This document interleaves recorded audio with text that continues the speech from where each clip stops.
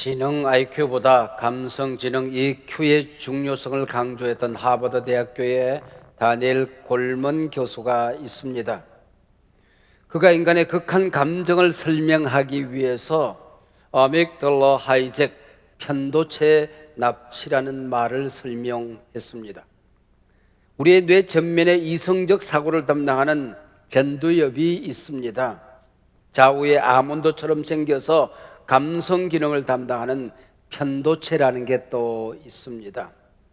인생 살다 보면 어쩌면 내가 이 위기 속에서 망할 수도 있겠다 두려움을 느낄 때가 있습니다. 내가 크게 잘못한 것 같지도 않은데 큰 위기를 겪을 때도 있고 이유 없이 나를 심하게 공격하는 사람을 만나기도 합니다. 바로 이때 편도체로부터 무한정 스트레스 호르몬이 분비되고 전두엽의 이성적 판단이 중단되어집니다. 극한 감정이 나를 지배하고 이끌 때가 있다는 겁니다. 이것이 바로 어믹달러 하이잭 편도체 납치라고 하는 겁니다. 가끔 언론에서 순간적인 분노를 이기지 못해서 욱하는 성질로 대형 사고를 치는 사람을 볼 수가 있습니다. 승승장구하던 사람이 하루아침에 인생의 비참한 내리막길로 미끄러져 내립니다. 감정을 다스리지 못해서 멀쩡한 인생이 하루아침에 산산이 망가져버리는 사람이 있습니다. 인생의 내리막길이 한 사람의 추락 혹은 멸망으로 이어질 수가 있더라는 거죠. 반면에 이 위기를 대처하는 자세 여하에 따라서 인생의 내리막길이 오히려 기회가 될 수도 있습니다. 뿐만 아니라 마냥 올라가기만 하던 사람이 스스로 내리막길을 선택하여 인생의 새로운 기회를 만들어내는 사람도 있습니다. 예일대학과 하버드대학 교수를 지낸 헨리 나우에는 어릴 적부터 늘 1등만 하던 사람이었습니다. 그는 어느 날 교수직을 내려놓고 캐나다 토론토 지적장애인을 돌보는 공동체로 들어가서 그곳에서 아이들의 용변을 치우고 목욕을 시키고 허드렛 일을 담당합니다. 교수님께서 왜 이곳에 오셨습니까? 왜 이런 일을 감당하고 계십니까? 묻는 사람들에게 그는 대답합니다. 나는 어릴 때부터 줄곧 인생의 오르막길만 걸었습니다. 꿈꾸던 최고의 대학, 최고의 교수직을 수행했습니다. 그러나 이것이 내 인생의 전부가 아니라는 것을 깨닫게 된 것입니다. 인생은 오르막길만 있는 게 아니고 내리막길이 있는데 내리막길에서 보아야 할 것을 보고 만나야 할 것을 만나야 하는 겁니다. 인생의 내리막길은 내 영성을 성숙시키는 기회가 되는 겁니다. 이 길이 끝날 때가 있겠지요. 그러면은 사람들에게 내 인생 여정을 대답해야 될 때가 있는 겁니다. 저는 그 대답을 준비하기 위해서 이곳에 왔습니다 라고 대답을 했습니다.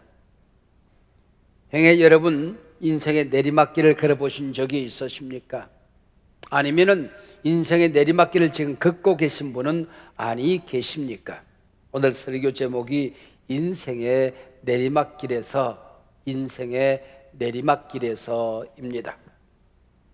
다윗은 그의 가장 유명한 시 시편 23편의 표현대로 사망의 음침한 골짜기로 내려갈 때가 있었습니다.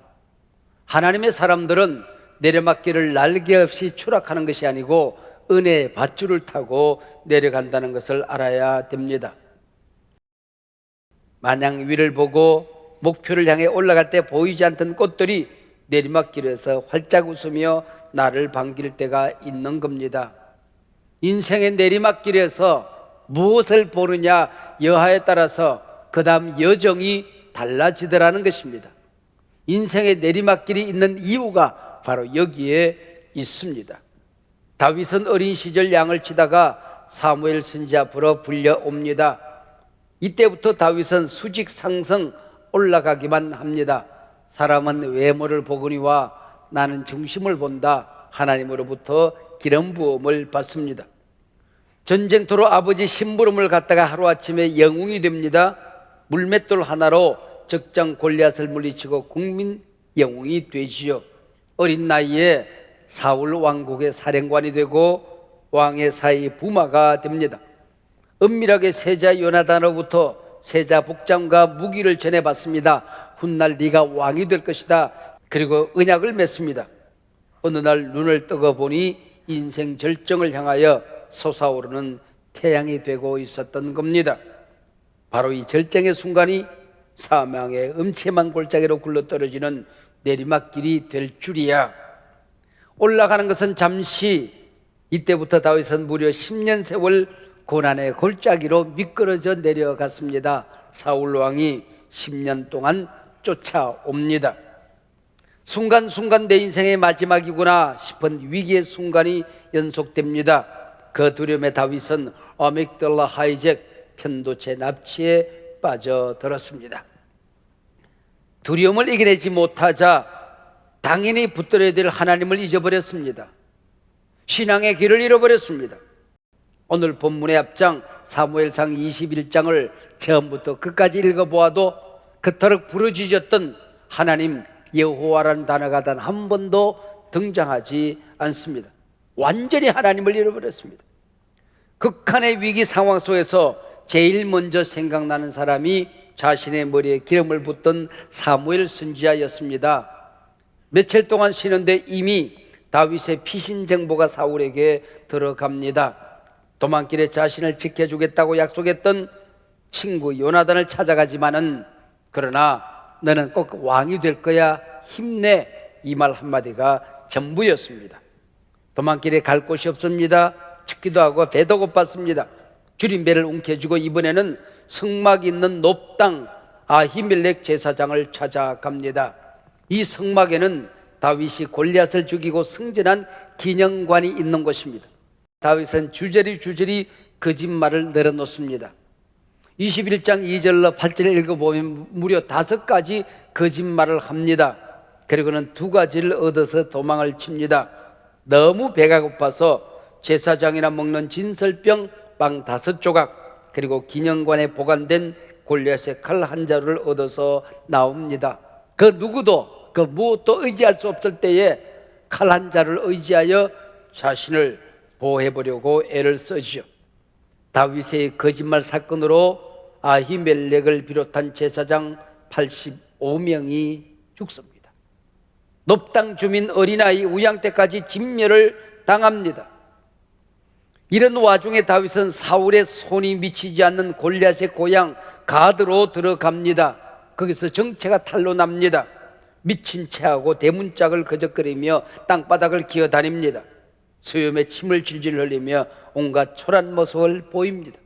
영웅의 흔적이라고는 찾아볼 수가 없습니다. 다윗은 인생의 내리막길에서 자신의 초라한 모습을 직면하게 됩니다. 하나님 없이는 내 인생은 이 꼴이구나 하는 자아를 발견하게 되는 것이죠. 하나님의 이름으로 골리앗을 물리치던 영웅이 하나님을 잊어버리자 거리에 미친 사람이 된 것입니다. 자기 때문에 제사장 85명이 죽고 한 도시가 진멸을 당합니다. 하나님이란 단어가 한 번도 나타나지 않는 사무엘상 21장에 그 대신 두려움이란 단어가 반복됩니다. 10절 다윗이 사울을 두려워하여, 12절 가드왕 아기스를 심히 두려워하여. 사랑하는 여러분, 두려움이란 이 단어는 사울 임금의 전용물이 아니었습니까? 처절하게 망가진 인생의 내리막길에서 다윗은 초라한 자신의 모습을 봅니다. 올라갈 때 보지 못했던 자신의 인생 밑바닥을 들여다보게 되는 것입니다. 낮은 자리에서 비로소 새롭게 하나님을 만나는 겁니다.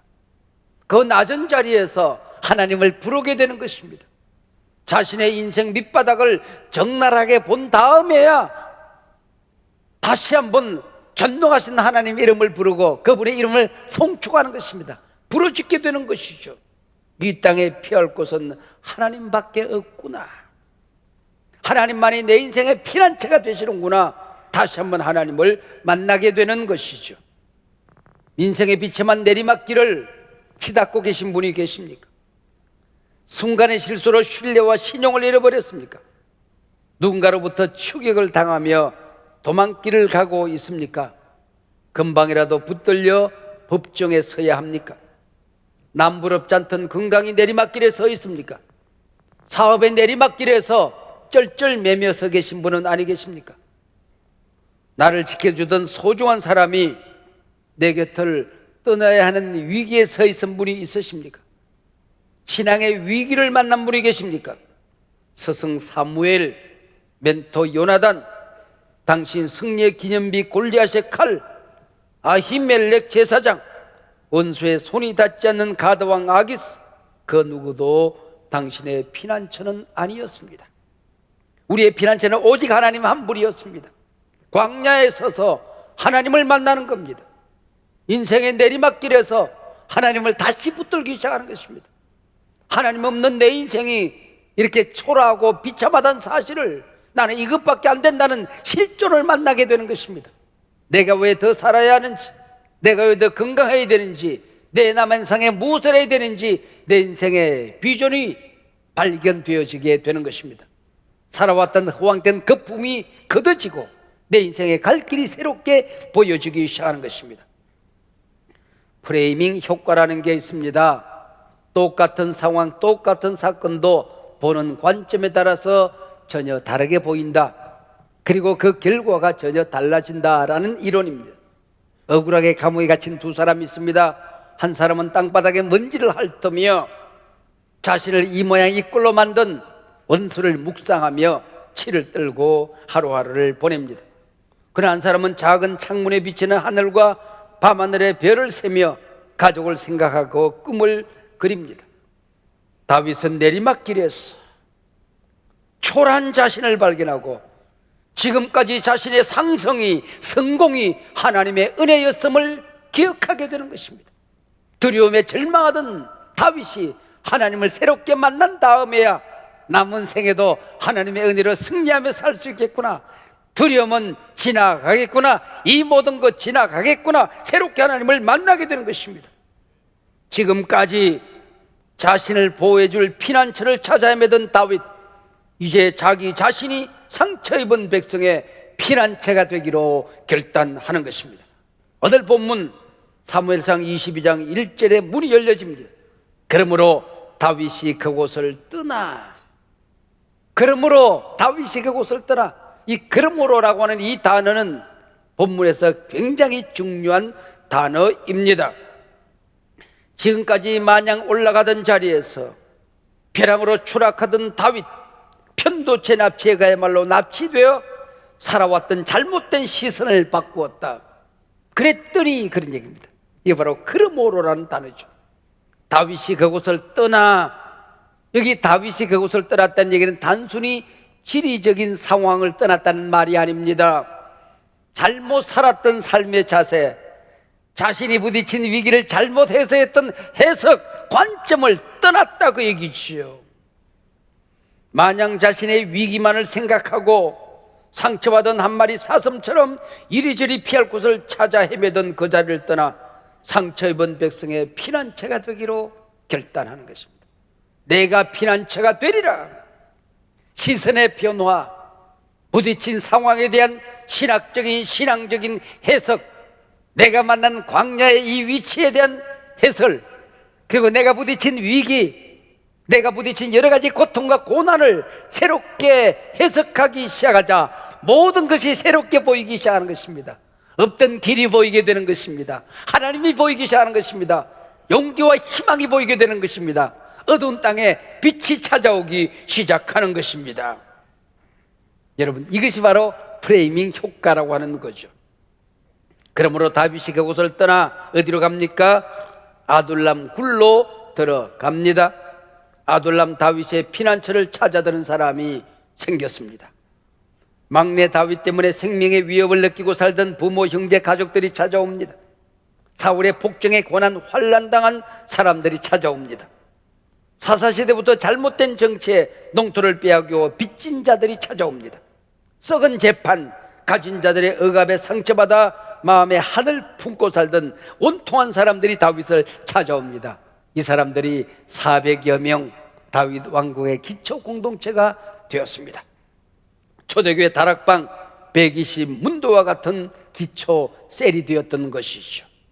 이 깊은 동굴에서 임꺽정, 홍길동처럼 의적의 괴수가 될 수도 있었을 것입니다. 그러나 다윗 왕국을 세우는 하나님의 사람으로 그는 거듭나기 시작하는 것입니다. 보세요. 이제 아둘람 동굴이 도피성이 아니라 다윗이 상처 입은 사람들의 도피성이 되는 이 아름다운 모습을, 이곳에서 삶이 고되고 가슴 아픈 민초들을 만납니다. 내가 왜 왕이 되어야 되는지, 왕이 되어서 어떤 일을 해야 되는지를 보게 되는 것입니다.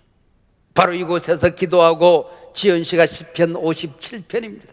아둘람 동굴에서 어떤 변화가 있었는지, 어떤 영적인 부흥이 있었는지, 하나님과의 어떤 만남의 사건이 있었는지 자세한 기록은 없습니다.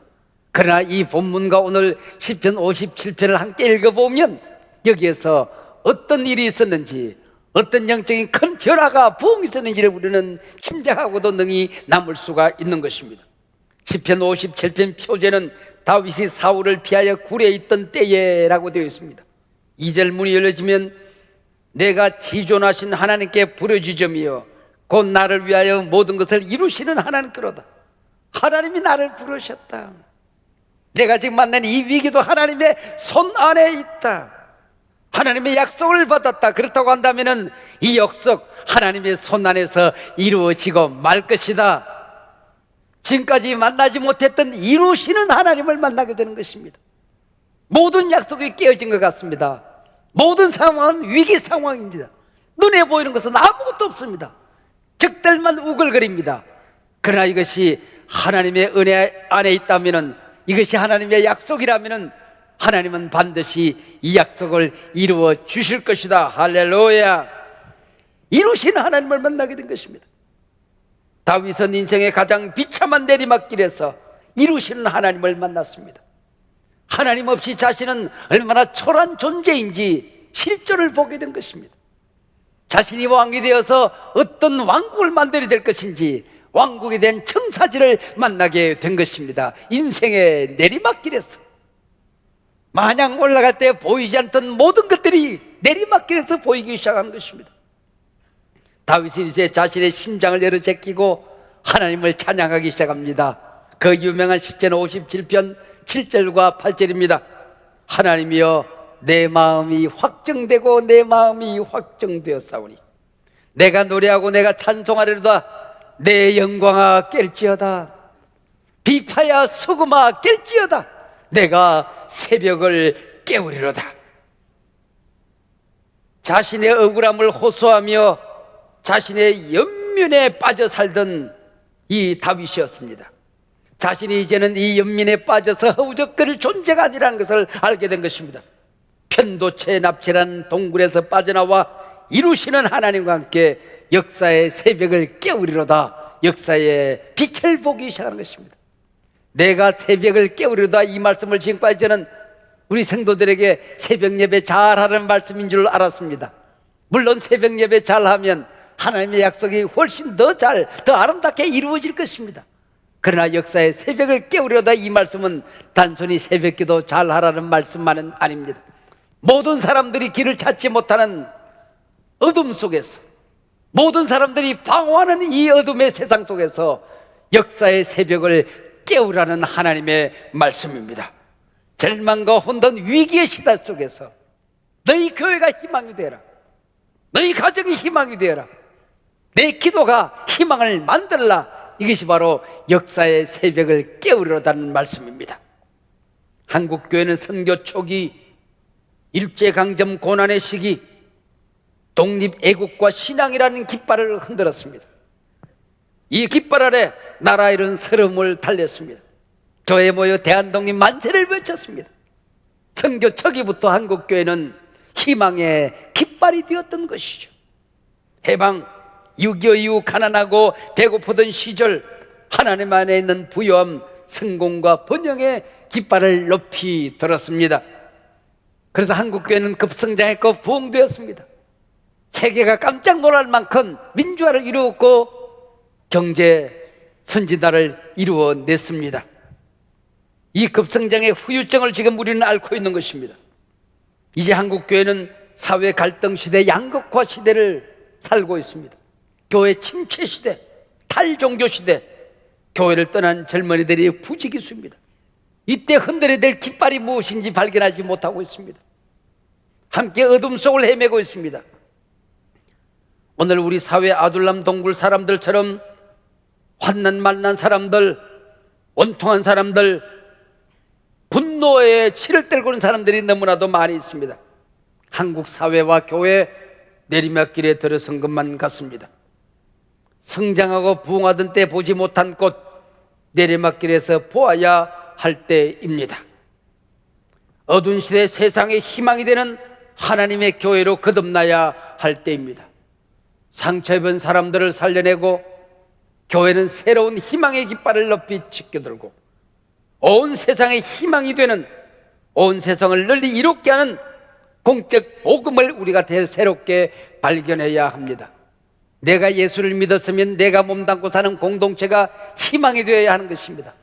한국교회가 성장되었으면 이 어두운 시대를 밝히는 희망이 되어야 한다는 것입니다.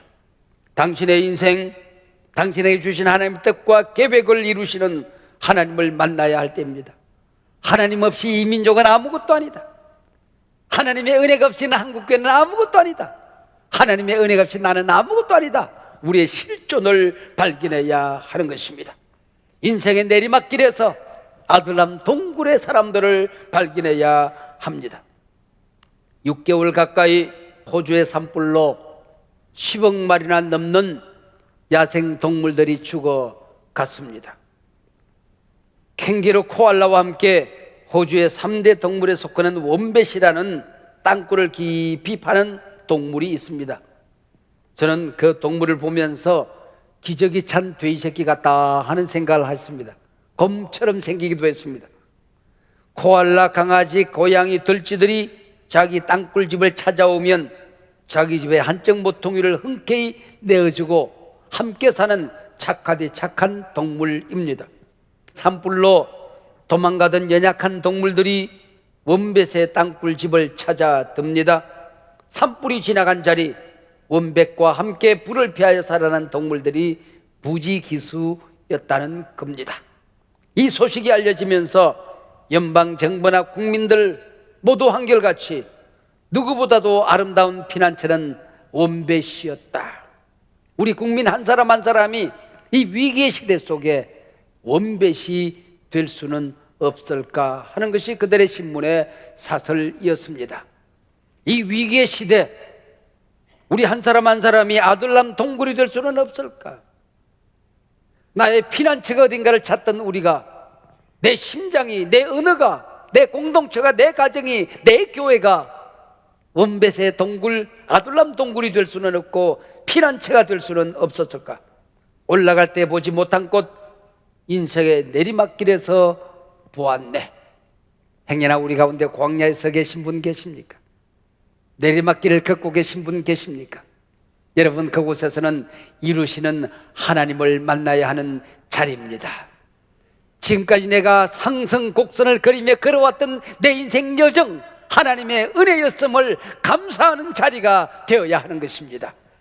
지금 내가 부딪히는 상황이 어떤 어려움, 어떤 위기라고 할지라도 지금까지 하나님의 은혜로 살아왔듯이 다시 새 길을 걷게 될 것입니다.